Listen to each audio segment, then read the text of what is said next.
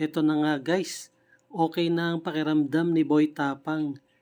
Nakita niyo naman, nagpapakain na siya ng kanyang inakay. Actually, mahinang-mahina talaga last 2 days.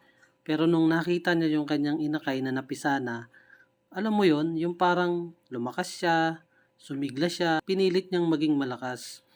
Tapos siguro mga 12 to 15 hours siya na hindi niya nilapitan yung kanyang inakay kasi nagpapagaling pa siya. Hindi siya naglimlim. Ang naglimlim lang yung kanyang asawa. Pagkatapos, nung naramdaman niya na okay na yung kanyang pakiramdam, ayun, bigla siya naglimlim. Tapos kumain siya ng marami at pinakain niya kaagad yung kanyang anak. Nararamdaman mo talaga na gustong gusto niyang gumaling para mapakain niya yung kanyang inakay. Pinapakita ni Boy Tapang na malakas siya, masigla na, kayang-kaya niya nang alagaan ang kanyang inakay.